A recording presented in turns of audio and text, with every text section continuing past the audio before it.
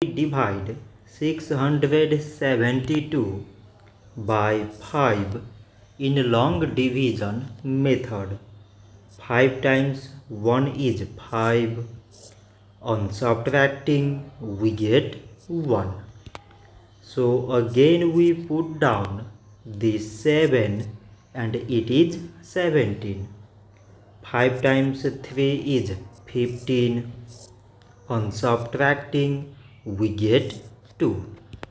So again we put down this 2 and it is 22.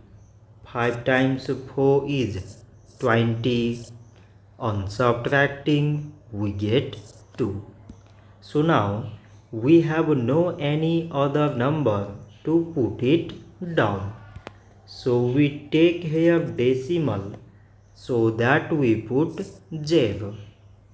So it is 20 and 5 times 4 is 20. On subtracting we get 0.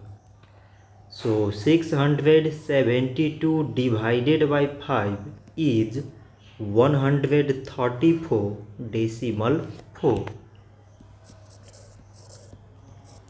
So this much for today and thanks for watching.